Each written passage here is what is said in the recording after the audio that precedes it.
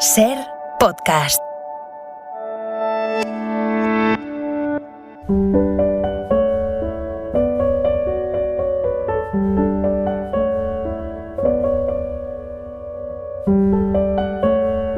Un libro, una hora.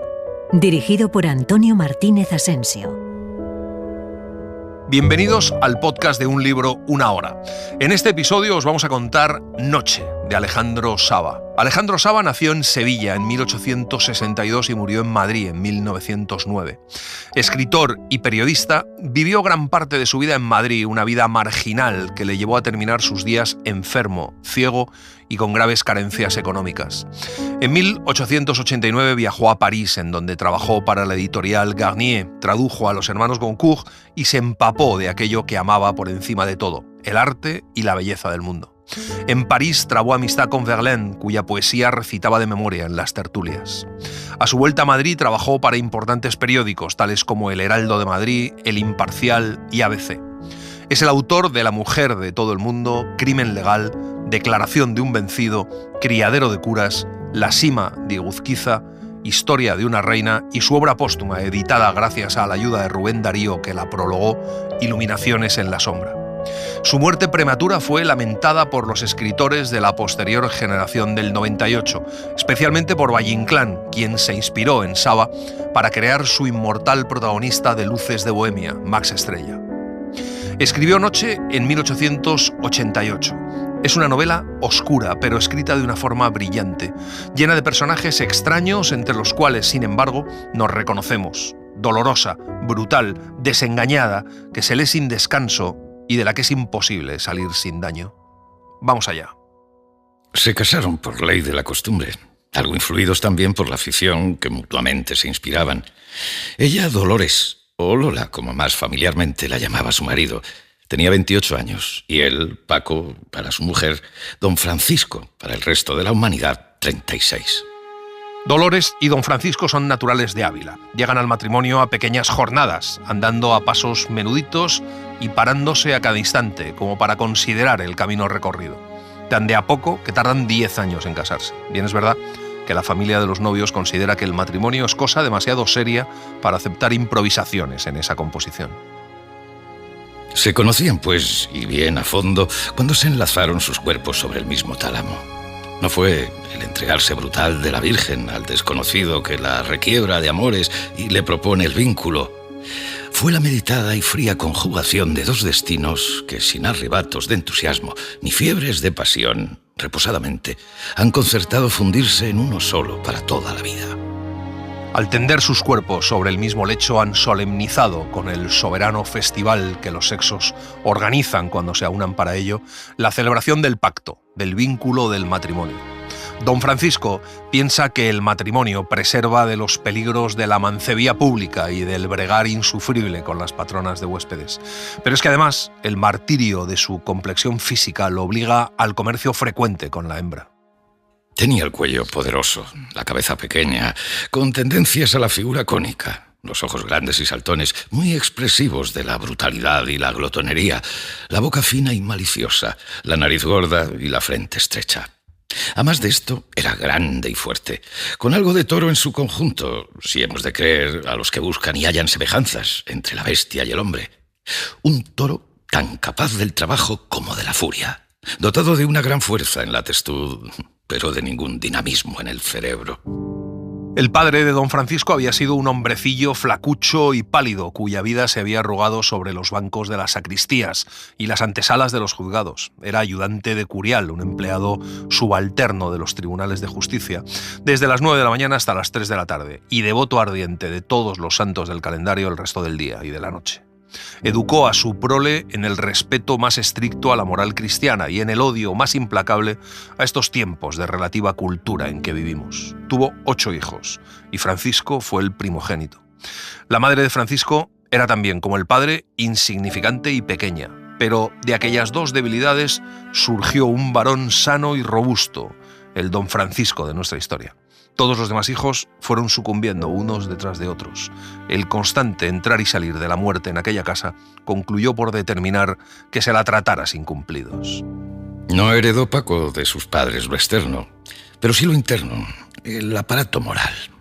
Hipocresía, egoísmo, cerrazón de horizontes intelectuales, divorcio inconsciente con la naturaleza física y fanatismos de devoción por los poderosos y los santos. El padre de don Francisco tenía además horror a la cultura, a la que echaba la culpa de todas las fatalidades de la vida, y se obstinó en no darle ningún género de educación intelectual a su hijo. Así que Francisco aprendió a leer, escribir y las 4 reglas.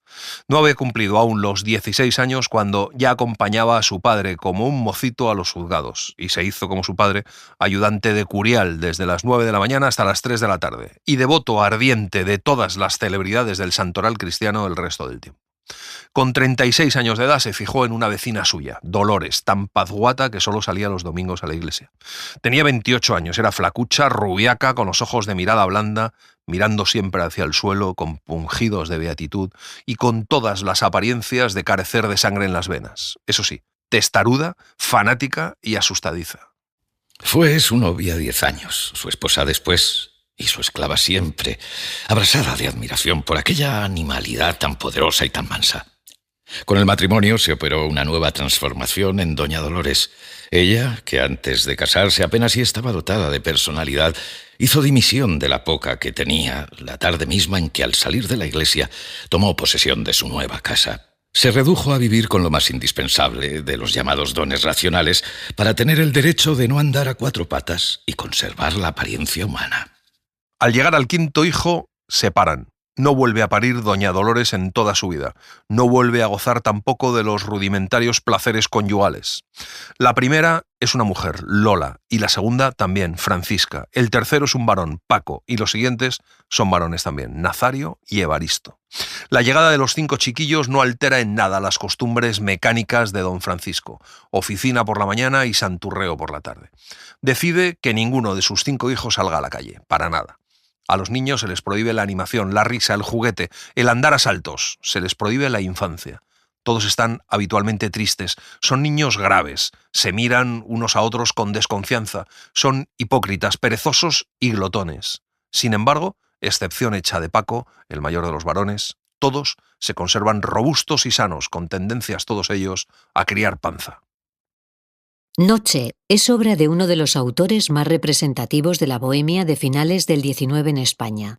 Un proletariado artístico de combatientes de la sociedad burguesa, marginados por voluntad propia, libres, anárquicos y conscientes. Alejandro Sava vivió el cambio de siglo en toda su plenitud, empapándose de las corrientes artísticas que imperaban entonces en París y conociendo a algunas figuras capitales del simbolismo y el parnasianismo franceses. Murió finalmente demasiado joven, ciego, enfermo y arruinado. La literatura de Sava está adscrita a la corriente naturalista que surgió como reacción al movimiento romántico anterior y que trajo consigo páginas cuya narración y descripción de personajes no deja espacio a la idealización. Lola, la hija mayor, prometía desde muy chiquita llegar a ser con el tiempo lo que se llamaba una mujer hermosa. Era grande como su padre y estaba además dotada de un temperamento predominantemente sanguíneo. A los 10 años ya se le señalaba tímidamente bajo el cuerpecillo del vestido la ligera ondulación de los senos y el arranque precoz de las caderas. Le daba vergüenza salir a la calle porque los hombres le miraban con voracidad de las pantorrillas, con la misma expresión en la mirada que si quisieran morderlas. Esa belleza de Lola agrada a la madre, pero disgusta sobremanera al padre, para quien la belleza en la mujer es cosa que trasciende a prostitución a 2 kilómetros de distancia. Llega a tomarle manía y algunas noches se acuesta deseando a su hija Lola una enfermedad facial que le destruya la hermosura. Paca, la segunda, es también robusta, pero de color quebrado y sin la amplitud del pecho y de las caderas que tiene Lola. Paca es tímida y parece tener aún menos desarrollo intelectual que Lola. Entonces, don Francisco, deseando alargar un tanto los horizontes limitadores de su existencia, que comienza a hacérsele difícil por la poquedad de sus medios de vida y el aumento considerable de su familia, acepta un puesto de 10.000 reales que le ofrecen en la dirección de los ferrocarriles del norte y se traslada con todos los suyos a Madrid. Le pide a un cura amigo suyo que le busque una casa próxima a la oficina.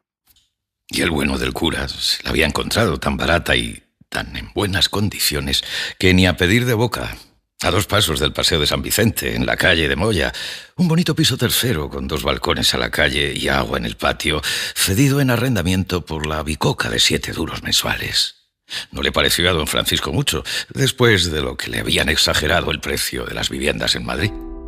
Don Francisco tiene ya 57 años y siente que está mayor, pero al pensar en sus 3 hijos varones, sonríe satisfecho y tranquilo. No lo abandonarán, devolverán con creces al pobre padre las innumerables mercedes que de él han recibido, incluso la de no dejarlo salir a la calle para nada. Tienen 16, 14 y 12 años de edad respectivamente, Paco, Nazario y Evaristo. Paco es el favorito de la madre. Don Gregorio, el presbítero amigo de don Francisco, le ofrece costearle la educación eclesiástica a Paquito y se lo lleva al seminario de Alcalá, interno. Nazario, en cambio, apenas sabe leer y está lleno de horror hacia la letra escrita. Se ama a sí mismo con preferencia a todo el género humano y muestra desde muy pequeño su naturaleza de explotador. Evaristo es muy malo y se pasa el día castigado. Don Francisco iba puntualmente a la oficina y a su iglesia todos los días, sin exceptuar otro que el de la festividad religiosa de su santo y el de su mujer. Por las noches a un cafetucho de las inmediaciones, donde jugaba al dominó con 3 compañeros de negociado, siempre los mismos, el café de los 4. Generalmente no era sino el de los 3, porque don Francisco no se determinaba a pedir el suyo al camarero hasta convencerse prácticamente de que lo había ganado. Jamás a los placeres ni al teatro. Doña Dolores a misa por las mañanas y a oraciones por la tarde, regresando invariablemente ya anochecido en compañía de su esposo. Lola, la hija mayor, se prepara para confesarse al día siguiente.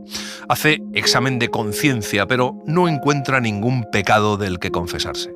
Un gato blanco de Angora sentado sobre la cama mira fijamente a Lola como extrañado de no verla ya durmiendo. Todas las vísperas de confesión son un tormento para aquella pobre niña. Le inspira miedo don Gregorio porque siempre se resiste a creer que ella sea tan pura. En ocasiones le hace preguntas que le hacen ponerse encarnada hasta la raíz de los pelos. Cuando le pregunta si no siente las tentaciones de la carne, Lola rompe a llorar, avergonzada de su ignorancia, y don Gregorio cree comprender. El confesionario de don Gregorio se convierte así en una verdadera cátedra de libertinaje. La lujuria de don Gregorio es mansa, capaz de contenerse. Posee el arte de las medias palabras, pero Lola, enferma a todas luces, va perdiendo los hermosos colores de la cara, le asaltan manías, caprichos extravagantes. El cura contempla su labor de estrago y sonríe satisfecho. Esa labor era su arte.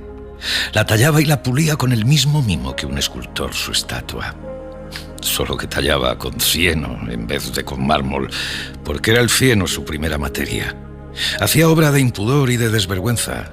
Preparaba, y más que eso, construía artificialmente el momento en que Lola fuera la presa infame de su lujuria de cura.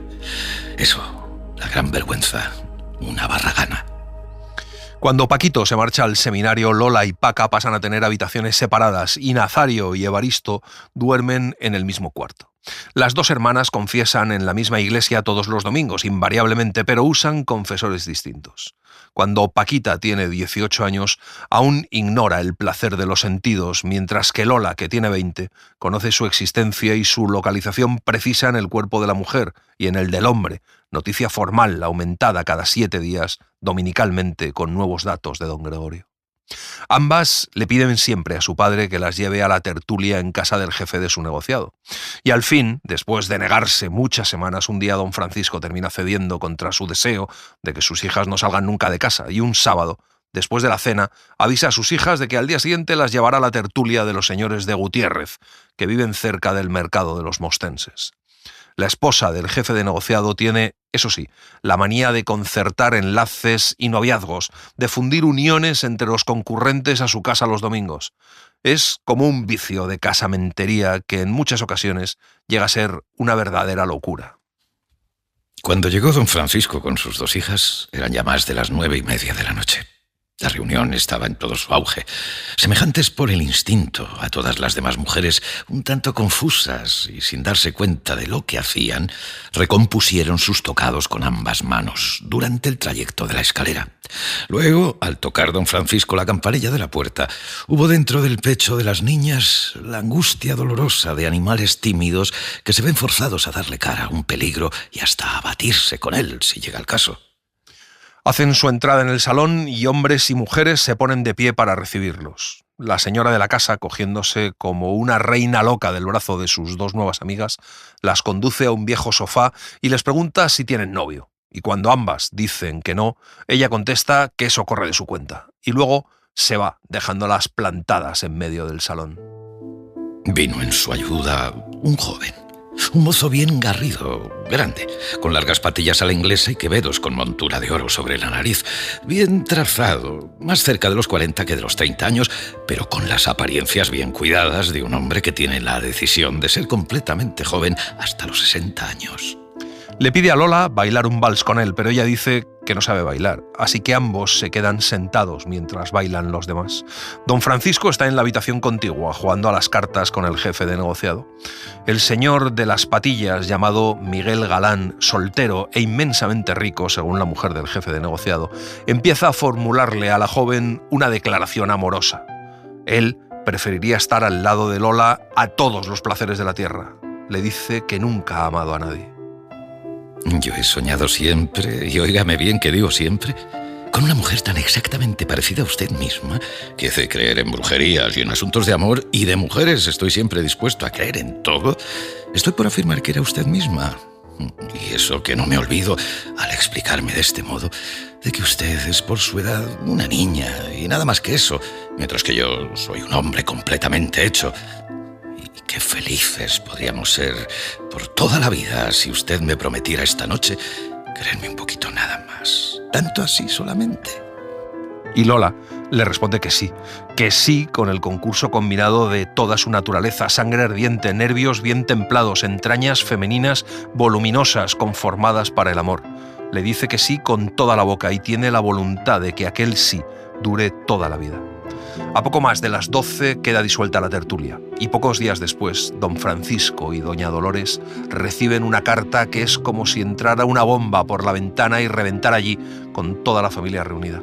Lola les dice en la carta que se ha escapado y que, aunque ella misma cree que está loca, que esto es cosa de Satanás, la semana que viene se va a casar y será entonces cuando les vaya a ver para pedirles perdón. Cae de rodillas doña Dolores sobre el pavimento de la sala. Don Francisco, por el contrario, queda abatido, con el abatimiento pesado del buey herido por la maza del carnicero. Paquita y sus hermanos, sin color en las mejillas, y más que eso, lívidos, con la lividez de un espanto completamente animal. Sin la protección divina de la Santa Virgen y del glorioso patriarca, yo no hubiera podido resistir esto. La pelotada de mierda con que esa cochina de tu hija trata de ensuciar mis canas. Y perderse ella también, condenada por siempre jamás, amén, a los horrores de los profundos infiernos. Pero esa tunanta, pero esa grandísima puerca, muy santa, sí, pero mientras no se le ofrece ocasión de pecar, hipócrita, hipocritona, como todos mis hijos. Menos ese santo de Paquito que reza por todos nosotros desde el seminario de Alcalá. ¡Grandísima hereje! Haciéndose de cuerpo en todos mis consejos y tirándolos al excusado después. Sí, te maldigo una vez y 100 veces. Te maldigo, óyelo bien, con todas mis fuerzas. Y luego manda llamar a don Gregorio y ordena que sus hijos no pisen el empedrado de la calle para nada. Cuando don Gregorio lee la carta se derrumba sobre una silla. Le brota sudor de la frente y egoísmo del pecho. Él, que reservaba a Lola para convertirla en barragana de su lujuria. Fuera de sí, propone buscarla. Lo primero que se fija es que el matasellos es de Toledo. Don Francisco dice que para él está muerta. Don Gregorio contesta que la solución es meterla en un convento. A las 8 de la mañana del día siguiente sale don Gregorio para Toledo. Pero la pareja no se ha movido de Madrid para nada. Galán ha enviado a un amigo suyo de Toledo la carta que le ha escrito Lola a sus padres. Están al fondo del barrio de Chamberí, en una casita de un solo piso, sin más inquilino que la mujer ya entrada en años, que es su locataria, y el perro que hace con ella oficios de camarada. Había llegado Lola hasta allí por engaño. Había escrito la carta que le dictara Galán por fascinación, por hipnotismo, sin darse cuenta real de lo que hacía. Que aquella carta era la reproducción del hecho heroico de Cortés quemando las naves. Dios mío, ella no podía evitarlo. Se acordaba de su pobre madre y de Paquita, a la que tan mal ejemplo había ofrecido, y de sus demás hermanos, a los que quizá no volvería a ver nunca en la vida. Galán le dice que ella es su vida y que no quiere separarse de ella porque se moriría. Y a ella esas palabras le suenan como un himno. Pero tiene miedo. Miguel trata de consolarla y le quita importancia a lo que han hecho, justificándolo porque se ha hecho por amor, y le tira un beso a distancia para no asustarla. Y ella está ansiosa de ser besada en las dos mejillas y en los ojos y en los labios por el monstruo aquel que la ha perdido. El hombre continúa su obra de seducción hasta que consigue besarla. Ella le devuelve los besos, contagiada del celo animal del macho, un centenar de besos en los ojos, en la boca, en las mejillas, hecha una bacante, transformada de doncella pudorosa en obscena bacante por el imperativo categórico de los sentidos, hasta quedar rendida y sin aliento. Le recuerda que la propuesta fue el matrimonio, no el concubinato. Bueno, yo seré tu esposo, te lo juro. Pero eso no es más que cuestión de tiempo, de muy poco tiempo. Estamos conformes, pero es preciso aguardar. Queda por hacer el matrimonio, pero el amor está completamente hecho. ¿Qué esperas, pues? Era inevitable. Cayó en sus brazos y la boda quedó hecha ante la naturaleza. Don Gregorio busca a Lola por Toledo durante 4 días. Se vuelve a Madrid desesperado y abatido. 4 días sin dormir apenas, sin haber conseguido el contacto íntimo de la mujer apetecida. Cuando llega a su casa, la lascivia le congestiona de ideas malas la cabeza. Se compara con San Antonio y poco a poco la desesperación, como una marea creciente, le va ocupando al cura todos los espacios de la sensibilidad. A las 9 de la mañana se va a ver a don Francisco y termina quedándose a almorzar. Lola ha muerto para su padre. La actitud de la madre es pasiva. Todo tiene el aspecto normal de los días ordinarios. El almuerzo colocado sobre la mesa a una hora fija para que el padre vaya a buena hora a la oficina. Hay una baja, se estrechan pues las filas y a eso queda reducido todo, reducida la catástrofe. Había vuelto el mal tiempo, los días frigidísimos del mes de diciembre. Se manifestaba el cielo como una injuria permanente contra la humanidad. Y eso hasta el punto de que solo dejaba de llover cuando a los lagrimones, como garbanzos con que la lluvia azotaba a la ciudad, sustituía la nieve, unos copos de nieve anchos como cuartillas de papel blanco que dejaran caer desde una gran altura. Cuando Lola se decide a llamar a la casa de don Gregorio, da diente con diente. Lleva las ropas pegadas al cuerpo, de puro mojadas. Lleva 4, 5, 6 horas seguidas errando por las calles en plena visión de tinieblas, aguardando que se haga el día por completo para llamar a la casa de don Gregorio, su único protector posible, y pedirle la misericordia y el refugio de que se siente necesitada. Quiere morir donde nadie la vea, ni su padre, ni su madre, ni sus hermanos, pero sobre una cama que no sea de alquiler y entre sábanas que no la hagan pensar en un miserable cualquiera que se haya anticipado a morir sobre el mismo lecho. Quería, sobre todo, abandonada como estaba, ultrajada en su dignidad y en su sexo, herida en un costado por la puñalada innoble de un canalla, quería solicitarle a la religión bálsamo para la llaga y perdón para la culpa. Morir en gracia de Dios, prevenirse contra la probabilidad de que le impusieran una doble condena, la que estaba sufriendo en la tierra y la que le tocaba sufrir en los infiernos. No es humanamente posible aguantar más tiempo. Hundimiento, desplome, condenación, muerte. Dan las 8 en un reloj próximo cuando llama en casa de don Gregorio. Apoya el cuerpo contra el muro y rendida la cabeza sobre el pecho, los brazos caídos en toda su extensión sobre ambos muslos, aguarda a que le abran. No se da cuenta del tiempo que permanece aguardando al padre de almas. Cuando lo ve, con la sotana colocada precipitadamente sobre los calzoncillos porque no se ha preocupado de ponerse debajo unos pantalones, y la tonsura al aire libre, cae a los pies del sacerdote brutalmente como cuerpo muerto, hiriéndose las rodillas, derribada al suelo por el desvanecimiento de sus sentidos y por el empujón de la vergüenza. Le pide perdón, le suplica el perdón con los ojos arrasados de lágrimas, la boca seca mostrando en la comisura de los labios una cosa muy blanca que parece de espuma, retorciéndose con crueldad las manos en una convulsión angustiosísima de todo el cuerpo, muy cerca de la locura o del desmayo. Solo logra pedir agua. Se ahoga. La criada propone avisar a un médico, pero don Gregorio no solo se opone, sino que envía a la criada a comprar unas cosas. Quedaron solos, abandonados y solos. Y fue entonces cuando estalló el drama. Un drama en despoblado, la cometida de un sátiro a una virgen en el interior de un bosque. Hubo lucha, pero claro es, nada más que la lucha posible. Debilitada la joven, horrorizada, deshecha, casi a punto de fenecer, sorprendida además. El destino cobarde, las asechanzas que combina, los lazos que tiende a sus elegidos. No pudo ofrecer muchas resistencias al sacrilegio, a la violación, a la cobardía armada, o a las tres cosas a la vez, de que la hacía víctima el sacerdote, y cedió como cede el niño. Lola se queda convertida en masa inerte entre las piernas del sacerdote. Sin voluntad ya, y sin encéfalo y sin nervios, es más que una mujer, una presa, un trozo de carne lanzado a la voracidad de una bestia hambrienta. De un solo salto, el chacal, el sacerdote, aquella hiena, se apodera de la joven, la rodea la cintura con una de las patas delanteras, la destroza el cuerpecillo del vestido y la vuelve a derribar al suelo para consumar la profanación más cómodamente. Realiza la obra todo lo que se propone hasta que se le agotan por completo las fuerzas para proseguir revolcándose en su ejercicio. Y empapada hasta la sotana de un sudor frío, sebáceo y untoso, más miserable si cabe que su víctima, cae de espaldas sobre uno de los asientos de su casa.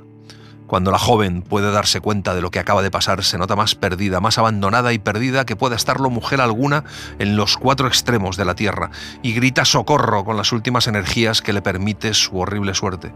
Y sigue gritando socorro hasta desvanecer la pesada somnolencia del sacerdote, hasta que casi le revientan las arterias del cuello, y se quedan detenidos los transeúntes en medio de la calle, espantados de aquellos gritos y buscando azorados la catástrofe por todas partes.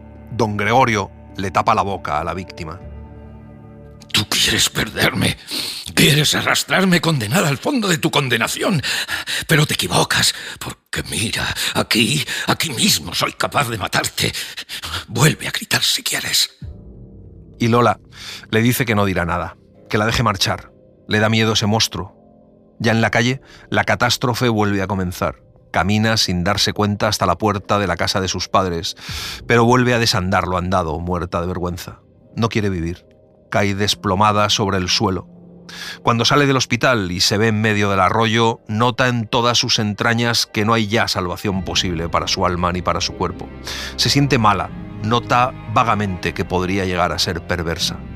Y respondió a la galantería banal con que la requebraba un hombre de la calle, cogiéndose de su brazo y convidándolo a la celebración de amores raros y desconocidos. Los personajes de Noche son seres miserables, tacaños en eso del vivir, que llevan una existencia mojigata, que habitan su poquedad como si el mundo fuera solo eso, como si solo esa fuera la única vida posible. Asistimos así a una educación autoritaria, a un ambiente opresivo, asfixiante, y en el que esta familia se desenvuelve como algo natural.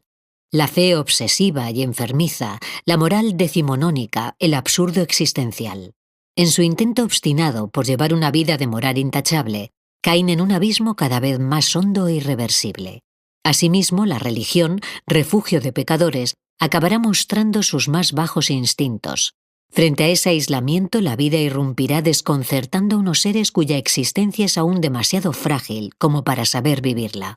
Paquita, la segunda hija de don Francisco y doña Dolores, se mata a coser en la máquina para obtener, después de 14 o 16 horas de trabajo, un jornal insuficiente que no basta, ni con mucho, a la atención de las necesidades de su casa. Nazario se ha empleado como dependiente en una sastrería de la calle de Toledo.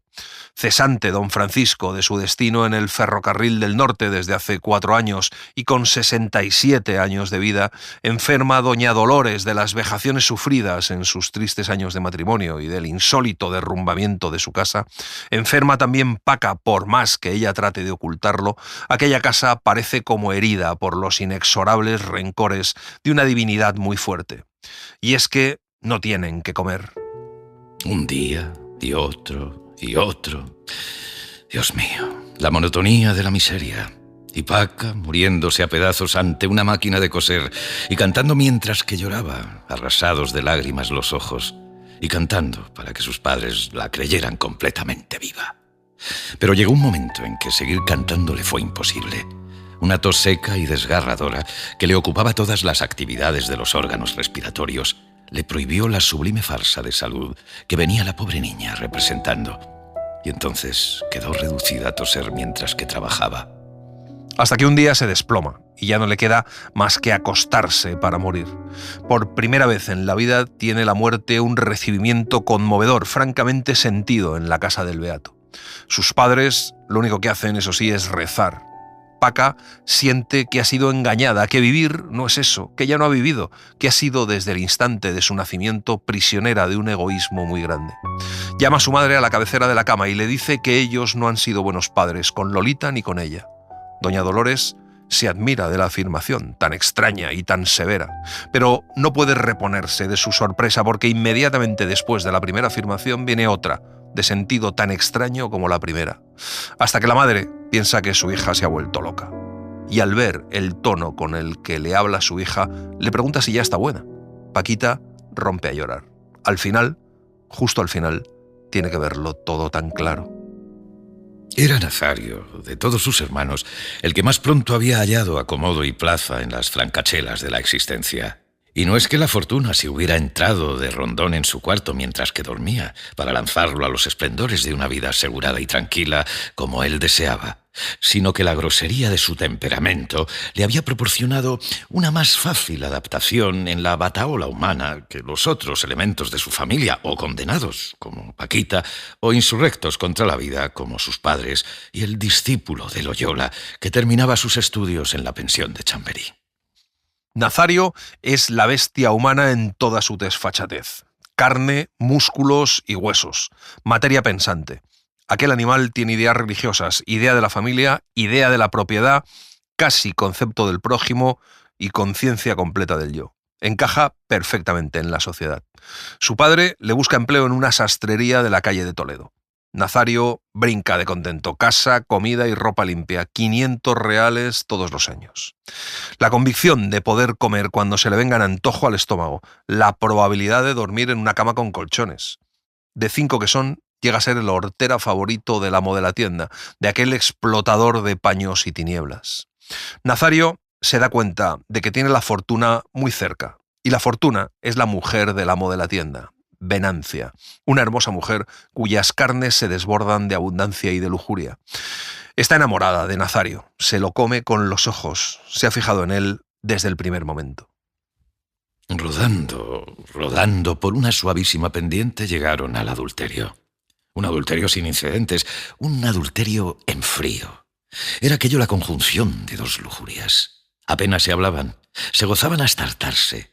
No hubo entre ellos encuentro fortuito por las alcobas de la dependencia, por la cocina, hasta por la trastienda, que no tuviera por desenlace inmediato una cópula. Es entonces cuando deciden deshacerse del otro, también en frío. El otro es el marido. El domingo siguiente se ven fuera de la tienda por primera vez y pasean fingiendo ser marido y mujer, del brazo hasta que se sientan a comer en un cafetín. Comen y beben sin medida, pero hasta el mismo Nazario está desasosegado. En el café, ella le plantea el crimen tranquilamente y él se queda horrorizado. Él le propone que huyan en vez de matarle y ella le dice que eso es una tontería. Como ocurre siempre, Nazario le da la razón, aunque no se sienta convencido. Quedó resuelto todo. El matrimonio y la muerte. El matrimonio de ellos para de allí a 9 meses y el asesinato del marido para de allí a 15 días. Nazario, o rendido o apercibido completamente de la realidad, asintió a todo sin discutir. La muerte, bueno, por medio de un tóxico que mate con más celeridad que una hoja de acero. Bueno, también. Y la viudez a plazo y por plazo fijo. Y seguir con la tienda y casarse luego. Bueno, siempre.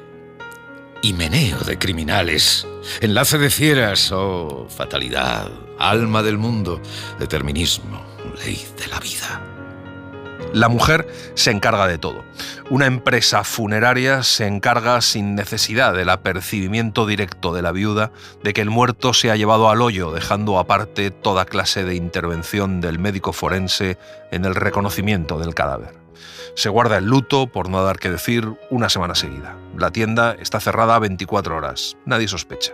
Doña Venancia está inconsolable y dice a gritos que, como su Norberto, no hay 2 hombres en el mundo y finge un patatús que es una verdadera maravilla. Nazario está 4 o 5 días mohíno y nada más. Mohíno porque tan soberanamente finge el dolor Venancia que llega a creer en él. Ella duerme de un tirón sus 8 horas de sueño reglamentarias todas las noches y a él se le ha aumentado el apetito y comienza a redondeársele la panza. Un día deciden traspasar la tienda, pero la oferta que ellos esperan no llega y siguen trabajando. De allí a poco no pudo seguir ocultando Venancia que estaba embarazada. Era el deseo más vehemente de don Norberto tener un hijo. Y precisamente había venido a morirse en vísperas de haber visto realizada esa aspiración suprema de su paternidad sin llegar a conocer al Rorro. Venancia no podía ocultar las lágrimas siempre que acudían esas ideas a sus labios. Cuando nace el niño, ya es público que su madre sostiene relaciones serias, relaciones de matrimonio con Nazario. Nadie protesta o aventura calumnias siquiera. Es natural que una mujer joven y fuerte no se condene a una viudez perpetua. Pero en honor del segundo marido, el niño es inscrito con el nombre de Nazario. Y un mes justo después del bautizo se celebra el matrimonio en la iglesia de San Isidro. Asisten doña Dolores y don Francisco a la boda en calidad de padrinos. Hay que ver el gozo de la madre al ver cumplida la aspiración de que su hijo predilecto sea el que más pronto entre todos haya hecho fortuna. Don Francisco propone que vivan todos juntos en la misma casa, pero Nazario le dice a su padre rotundamente que no. Todo en el mundo continuaba su marcha ascensional hacia la vida y hacia la muerte sin que nada pudiera escaparse al exacto cumplimiento de su destino. Nacía un niño robusto, casi bello, enteramente viable de los acoplamientos animales de Venancia y de Nazario, y aquella flor de adulterio provocaba éxtasis en cuantos la miraban, de lozana y de pura. Surgía la vida de todos los sitios en que hubiera organismos hembras, hasta de las cloacas, hasta de los hospitales y de los presidios. Y mientras tanto, a los que les había llegado su vez morían. Paquita se moría también, ofreciendo el caso maravilloso de morir sin haber vivido.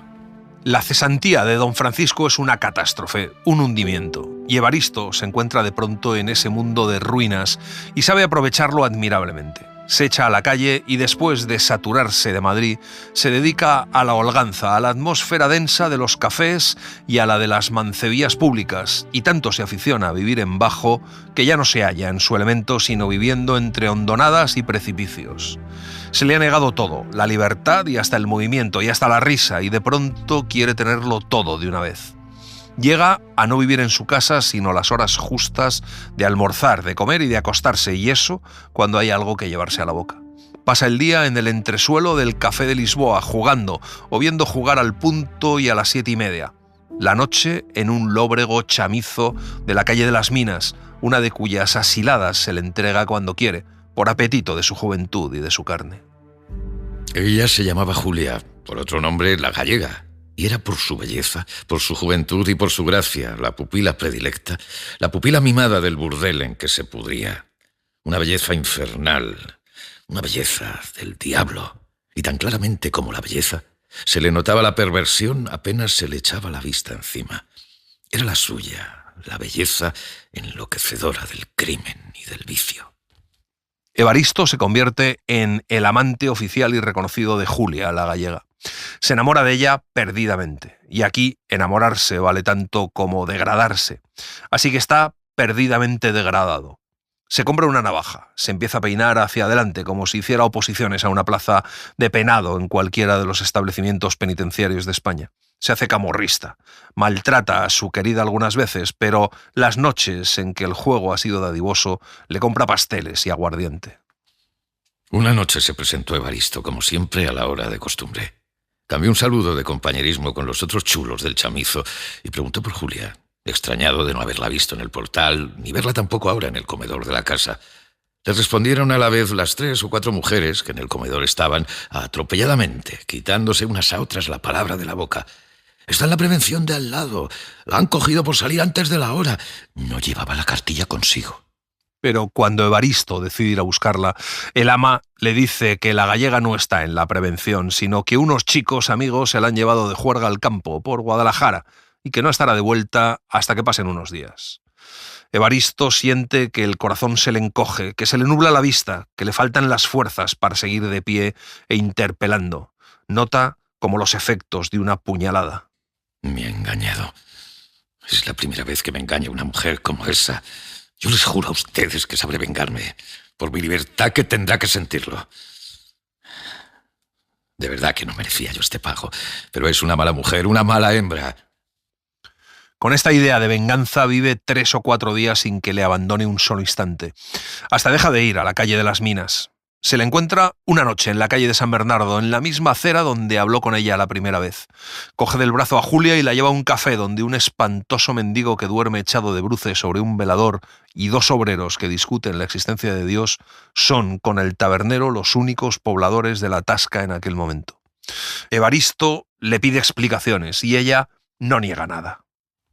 Un resto de su pudor, de su antigua dignidad. ¿Quién sabe también si el recuerdo de su madre le hizo cambiar totalmente el rumbo de sus antiguas determinaciones? Ni golpearla ni matarla. Los 2 extremos eran viciosos. Él no era un chulo ni tampoco un asesino. Dejarla en el mismo lodazal donde la había conocido. Allí, que acabara de pudrirse, que se pudriera. Volverle la espalda, olvidarla, dejarla. Pero al explicarle a Julia todo lo que le ha pasado por la cabeza esos días, pierde por completo la vergüenza y empieza a llorar. Ella entonces le llama marica y se ríe, luego se da la vuelta y se va. Aquella noche, por el esfuerzo de la razón más que por el de sus piernas, vuelve a su casa y se acuesta. Cuando se despierta al día siguiente es ya tarde. Come con hambre el medio panecillo que le da su madre. Se lanza a la calle sin preocuparse siquiera de preguntar cómo está su hermana. Va al burdel lúgubre de la calle de las Minas. Allí le dicen que la gallega se niega a verlo. Al día siguiente y en los sucesivos se repite la escena por la mañana y por la noche, hasta que se entera de que se la han llevado al Hospital San Juan de Dios, más muerta que viva. Y a partir de aquel día va a diario a preguntar por ella y sobre todo a preguntar si ella pregunta por él, si alguien le ha dicho que pregunta por ella a diario. Y le dicen que no, que se lo han dicho pero que jamás pregunta por él, aunque va recuperándose. Y al final Evaristo se entera de que Julia tiene un nuevo amante. Evaristo se va de allí dispuesto a no volver jamás, pero por el camino toca la navaja que lleva en el bolsillo. Y desandando lo andado, volvió hacia la calle de las Minas, propuesto por todos los medios a averiguar el nombre o las señas del nuevo amante de Julia, de aquel ladrón que hacía el daño por el solo gusto de ser nocivo, de aquel hombre que le había dejado en hueco el pecho, a él un desconocido, arrancándole las entrañas. Dejó de ser manso y tuvo desde aquel instante la naturaleza un poco trágica del padre, de aquel beato a quien le sentaría también el casco y la armadura. Cuando esa noche Evaristo entra en su casa precipitadamente, con una mancha de sangre en uno de los puños de la camisa, va a ver a su hermana y le cuenta que van a ir a buscarle porque acaba de matar a un hombre. En aquel momento entra su padre en la habitación, seguido de 2 guardias que preguntan por Evaristo Fernández, llamándole asesino, y el padre, con una expresión de gozo satánico en la mirada y en la palabra, les entrega a su hijo. Es mi hijo, pero también reniego de él como renegué de su hermana. Aquí os lo entrego. No puso ninguna resistencia el joven a ser prendido. Bajó con paso firme la escalera y ya en la calle se lo tragó la sombra hasta ocultarlo por completo. Fue el hundimiento en la sombra de que hablan los libros de devoción. Al otro lado de la ley escrita está el infierno. Noche es la historia de la degradación de una familia, la de don Francisco y doña Dolores. Pero también es muchas historias a la vez. Sacerdotes, prostitutas, amantes cuya belleza le hacen a uno perder la razón, maridos engañados, hijos ilegítimos, crímenes pasionales. Todo ello conforma el universo de esta novela, que tiene lugar en la España de misa, mantilla y procesión, la de los cafés abarrotados de tertulianos hasta altas horas de la madrugada, la de los burdeles de baja estofa y clientela fiel. Una España hambrienta, que vive de las apariencias. Alejandro Saba la escribió en 1888, siguiendo la corriente naturalista que imperaba entonces. Sus descripciones de los ambientes más sórdidos y de la miseria que habitaba la vida de esos seres son realmente sobrecogedoras. Mientras tanto, Paquita se muere por haber sido buena, en pago de heroísmo, sobre su lecho sin colchones, abandonada completamente por la incurable ceguera de aquellos padres rutinarios. Se muere sin haber conocido el placer, ni los placeres, ni la vida, tan absurdamente como se muere un niño. Lleva 6 meses de enfermedad en la cama. Le sobreviene un síncope cuando ve que se llevan a su hermano y solo entonces, en presencia de la misma muerte, el padre se decide a llamar a un médico. El médico dice que es una tuberculosis pulmonar complicada con hipertrofia del corazón, que no es una enferma, que es una muerta. Con el único propósito de que no muera ahogada, le prescribe unas inhalaciones de Azoe. Son caras. El aparato, más las medicinas, no cuesta menos de 30 duros. Levantó don Francisco la cabeza como animado por una gran determinación repentina. Se dirigió a su mujer. Tú te encargas de que la portera vaya a encargar su divina majestad a la iglesia de la Encarnación. Yo voy a buscar 30 duros para que mi hija no se ahogue. Y se lanzó a la calle sin despedirse de nadie. Don Francisco echa a correr precipitadamente calle arriba con el mismo atolondramiento vertiginoso de un animal perseguido. Ninguno de sus amigos acudirá en su ayuda. Piensa entonces en sus hijos, Nazario o Paquito. Lleva en la mano y estruja maquinalmente la receta. Decide ir primero a ver a Nazario. De pronto piensa que si Paquita se muere no es por falta de medicina, sino porque el Señor lo ha dispuesto así, y queda tranquilo después de haber cargado la responsabilidad de la muerte del ser humano sobre el Dios de la misericordia. Tiene entonces tentaciones de volver atrás y encaminarse a su casa, pero teme la cólera de su mujer. Prefiere la libertad de la calle. Su hogar. Sonrió el mísero. Su hogar estaba maldito de Dios y la gente honrada debía huir de él como de un sitio infestado.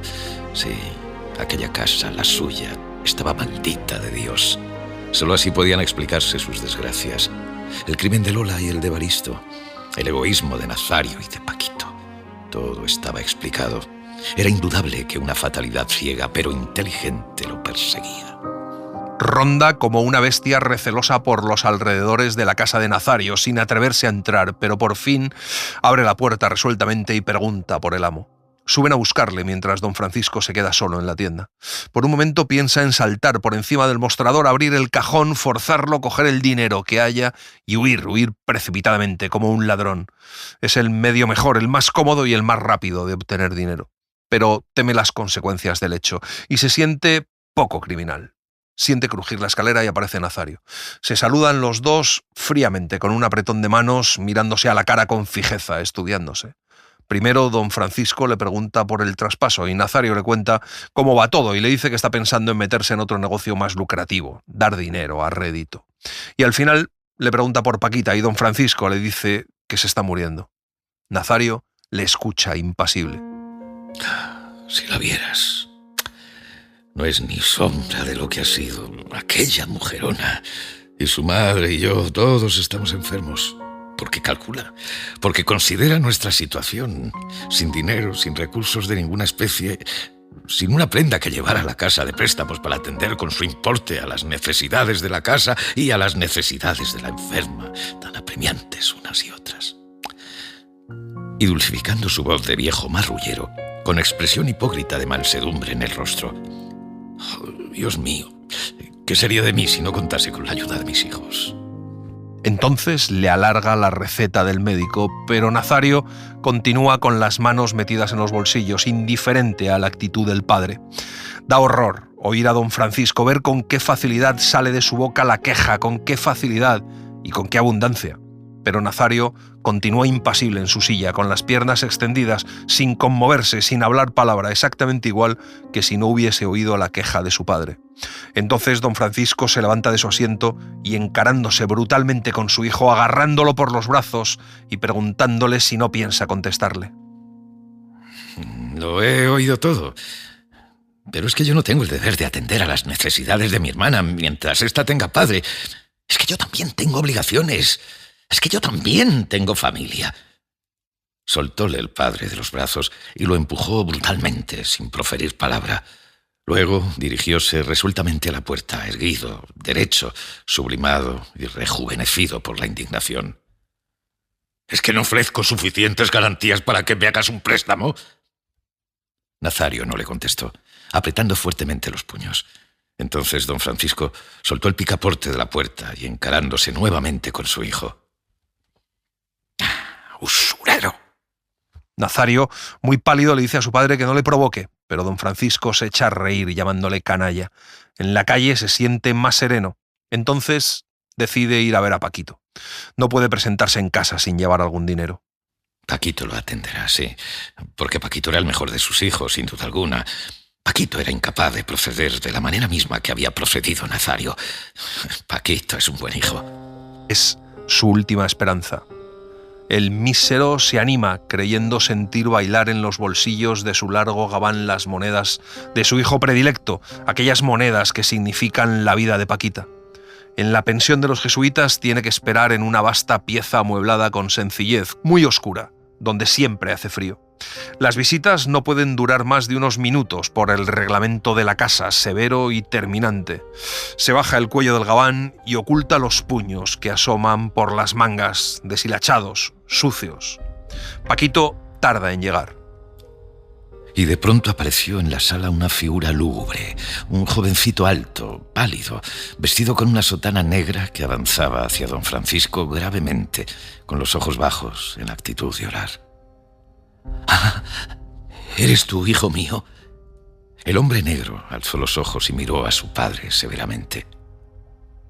«¿A qué ha venido usted?» Comienza don Francisco su relación, tartamudeando, pegada la lengua al paladar, helado por la acogida de su hijo. Pronto le interrumpe para decirle que él no tiene dinero. Trata don Francisco de insistir en su pretensión, pero su hijo vuelve a cortarle, y lo hace con acento altanero, acompañando sus palabras de un ademán soberbio, como el que contesta a un mendigo inoportuno. Suena la campana 6 veces. Entonces, la figura negra se dirige lentamente a la puerta. Y no olvide usted, para ahora en adelante, que mis estatutos me prohíben tener familia. Fue su voz una queja. Pero, hijo... El sacerdote se detuvo.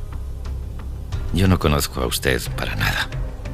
Don Francisco baja las escaleras, tambaleándose, como un hombre ebrio. Un sollozo desesperado agita su pecho.